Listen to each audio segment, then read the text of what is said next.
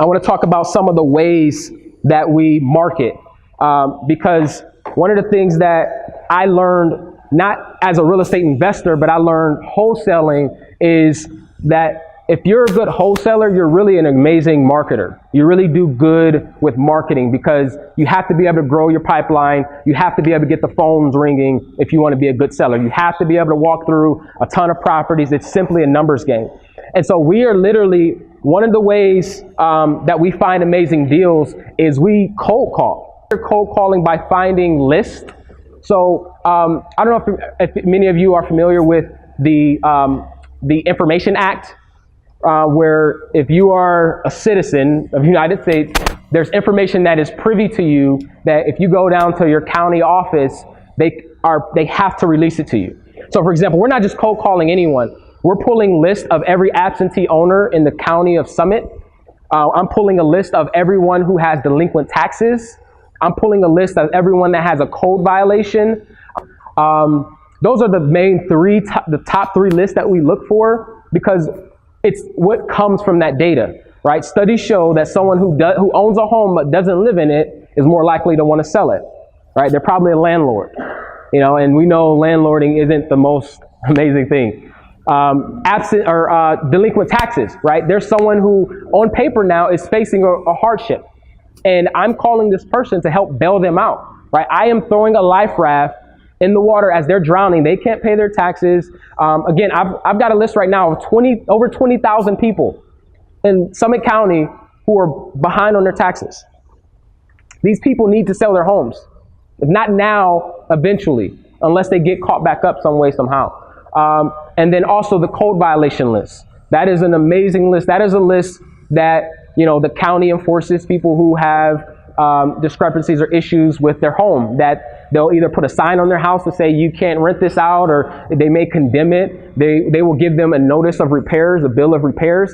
And typically people who can't keep up with their home are more likely to be in a need to either sell it or in some type of financial hardship. And I just want to get into a few different ways that we're marketing. So we're doing cold calling. We're doing mailers. Mailers are less effective these days, but they still work. Right. So if for example, if I'm not getting in touch with that person via phone and I'm really motivated about that property, I may send them a mailer to their mailing address. Another one, bandit signs. We all love these. You guys know what bandit signs are? Yeah, the we buy houses cash, the yellow signs with black letters. Those work really well.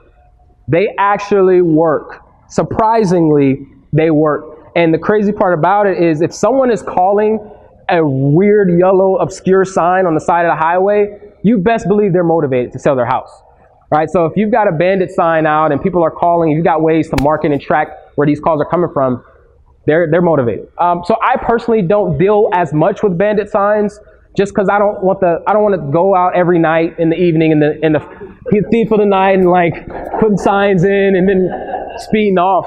So I rarely use bandit signs. What I will do bandit signs for is if I'm flipping a house, I'll put a bandit sign in that yard of the house that I'm flipping, because it's on my property, right? And I don't have to worry about someone taking it. Or if I have a vacant rental property, I'll put it in the yard of that vacant rental property. So it does still work, even though they're technically illegal. I'll put here flyers. I got to start moving a little faster. I'll put flyers. So me and my team, just 2 weeks ago, we went to a random Walmart parking lot, and I printed off all of these. We were interested in buying your home. I forget exactly what I put on the paper, and we were literally just putting one under the windshield of every car in a Walmart parking lot, right? And it was me and 2 other people, and we blanketed a parking lot in not even 10 minutes. We were in and out. So had maybe Walmart came out, they were like, get off our property before I got busted, right? So we were in and out. But I think one of the hardest things to do is try to grow your business and grow it clean. Sometimes we have to get out, we have to do things that are uncomfortable, we have to go to a Walmart parking lot and put our data under windshields, because every time I go to a concert, I get some other concert thing in my windshield. Why can't I do it? Right? Because our business is that serious. So that's one way. Google Ads. These work extremely well if you know how to run an ad campaign. These, like I said, this takes some trial and error if you're working your Google Ads properly and knowing what people are searching to actually find you. But we use Google Ads. These are all just layers to our marketing plan, and we use every single one of them. Of course, word of mouth, I don't want to put that on there. The one I do want to cover is driving for dollars.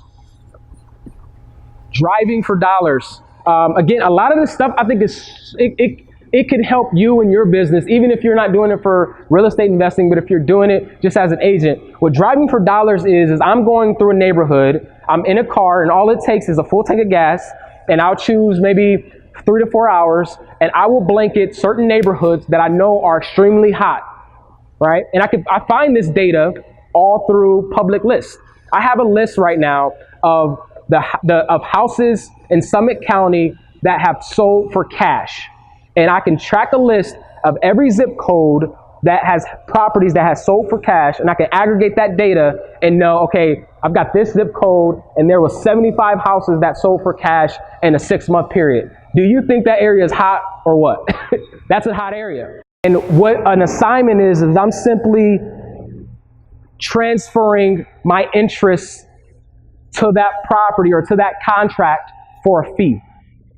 Right? So for example, on an assignment, I may get a property it's a flip project. I may buy it, let's say in the $100,000 ARV range, and I know an investor wants to be at 65% all in. I may get this property for 55%, sell it to him for that 10% difference, so he's at his 65. I make my percentage, and I move on to the next deal, and I'm letting someone else do the actual flip. Right? So I am locking the property up, I am controlling the deal, and I am now selling my interest to someone else who will then close on it and deliver on the rest. So the end buyer so there's a separate agreement. So there's a purchase agreement that the sellers get, and then we have one, it's called an assignment agreement. So that pretty much is an addendum to that original purchase agreement. So that original purchase agreement stays in place, and when let's say if I'm selling it to an investor, they're purchasing that original contract just for a different price, just through the assignment contract. What I do in all of my offers is there is, under the, not contingencies, but under the additional terms is, buyer has the right to sell his interest to another end buyer. Every offer, just in case. Yeah, so that's on every offer. Absolutely. That's on every offer. Yeah, I'm putting in wording that says I've got the right to assign my interest to someone else. Sellers, if you're having the correct discussion with them day one, I've never had a seller say, "What? You're pushing?" Because they'll know what your assignment fee is. Often I make more on their deal than they did, right? But if you let them know, hey, this is business, and this is kind of the wording that I use. I'll say, hey, 9 times out of 10, we're going to buy this, but often I may have a friend or a partner that may want to take it on themselves, so I may just assign it to him. I'm not sure, but it's a possibility. And so it's less abrasive in the sense that I'm coming in and because we don't want the narrative that we're taking advantage of people. What we find is that we're understanding what is in the desire for the seller, right? We're trying to find the win-win situation. How do we help them out, right? But we also know that this is a business and someone's got to make money and do something with this. We don't want to buy a sinking ship, right? So that's one way. The other way is wholesale.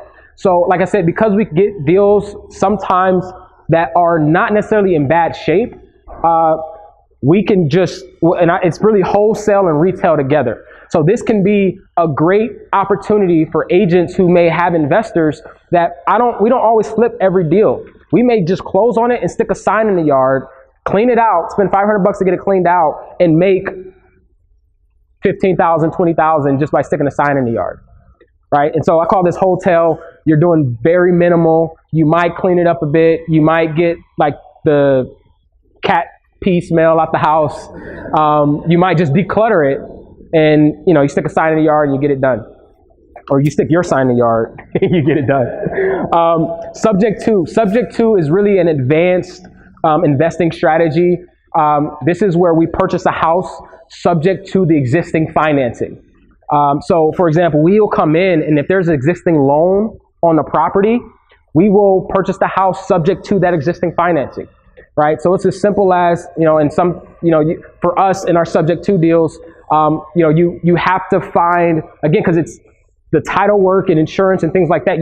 For me, I have to find certain title companies that will do this work and do know how to navigate around what we consider subject to. So a subject to deal, I am on the deed and you keep the mortgage, right? So how I explain it to people is I'm going to take over your payments, right? And really with this I pull this tool out when there's not enough equity for me to spend my money to flip it. So for example, if someone, if they've got a property and the margins are too thin for me to buy the house completely, say the house, I'll have to buy it for $75,000 and I could only make $10,000, $15,000 once I'm done. That's not a good return on my money to spend 75 to only make 10 in the space that I'm in. And so, for example, what I would do first is say, hey, I'm gonna take over your payments. We're gonna flip it. So we're gonna renovate it, and then once we're done, we're gonna sell it. At that point of sale, at the second closing. So the first closing, I'm purchasing it subject to the mortgage stays in your name. The deed is now in my business or my land trust. I put these in a trust. We don't really put these in an LLC. I typically put subject tos in a trust. And then once that happens, like I said, we flip it, we upgrade it, we do whatever. And then once we sell, their debt is taken care of on the HUD doc. So they have, and what we'll do typically to buy that is, say Joe Schmo just wants to walk away with $10,000 from the whole deal. I'll just cut him a check for $10,000 and say, here you go. Here's your $10,000. We're going to purchase it subject to, and once we're done, we're going to pay off the mortgage, and we'll go our separate ways. And this is one of the disclosures that we do allow people to understand. When we're purchasing a house subject to, you always have the sell on due clause that can be revoked, right? And so 9 times out of 10, and this is the conversations that I have with people, and I have documentation that they're initialing and signing that they understand that this is a risk. They understand that if they subject to this, the bank could call the loan due, right? That's clear. That's understood. So it isn't, we're not going around or being, trying to, we're not trying to circumvent or like not disclose this. We're telling them, hey, the bank may call it due. Have we seen that ever done? No. And this is typically why, right? You know how much money it takes for a bank to call a loan due. You know how much money it takes for a bank to foreclose, especially if payments are consistent, if they've on time, if taxes are good, if insurance is good. The bank doesn't care who's paying it. And so that's the narrative. I've got a deal right now. Kelsey actually brought that deal to me. A guy who we're looking at taking over his property subject to, his interest is at 7.75%. I said, you're scared that the bank is gonna call that due? Absolutely not. They're given 3.5% and 4% today. Why would they call a 7.75 loan due? He's been in that loan for 10 plus years. He's been paying it consistently all that time. It's a rental property. It's 3 units in it. It's a great producing loan for them. If they're going to pull a loan, it's not going to be the 7.75 one. It's going to be not something else. The question is, if this ever goes in a court of litigation, I don't want to be seen as taking advantage of someone as a real estate professional, as someone who knows this stuff in and out. I don't want to look like I'm preying on someone and I got a house for free and I made all this money and they made $10 after I made all my money. So I typically like to cut the check up front. So there's clearly a value there. You got paid for it. We took over the property. We took over the responsibility. We took over the taxes. We took over the risk. And now there's a mutual exchange there. Subject to can be a long-term strategy as well. It doesn't have to be a quick fix and flip strategy. Again, I don't personally have any in my portfolio, but a lot of my peers and mentors, all of their rental properties are purchased subject to. The thing is, your deed and your mortgage are 2 separate documents, right? It's not like a car. Your deed and your loan is married together. And so as long as the mortgage is here, I can trade this deed however the heck I want to. Nothing is tying up me from transitioning my deed. And how our banking system is, they don't care about the mortgage. They want to see who's on the deed. And so when it comes to true ownership, title company sees me as an owner. The bank sees me as an owner. The title company sees me as the owner. So it's, again, this is a mindset shift in the way that you look at a deal like this. But truthfully, if your name is on the deed, you're the owner of the property. Lease options are essentially a seller financing tool, if you will. This is kind of rent to own, right? And so one of the things that I may even call on for sell by owners, right? Expired, just like you guys. I may call on expired, 60-day expired for sell by owner, and I'll talk with them, and I find out that they obviously didn't sell their house. They haven't relisted it because it's been expired for 60 days. And I'll say, well, how about this? Have you considered renting it out for another year and almost guaranteeing that you can get your full asking price in a year from now? I'll look at it. And so this, for example, I am coming in almost as a consultant. I am bringing in someone that's going to rent to own their property in about a year. I'm pre-qualifying this person. So I'm running their background checks. Most of the people that are in this situation, they don't know how to do none of this. They don't know how to market their property. They don't know how to do any of this. So I'm marketing their property. I'm searching for tenants. I'm doing showings. I'm answering the phones. I'm qualifying tenants and prospects. And then I bring them someone who's got maybe 5 to 7% down today to put on the house.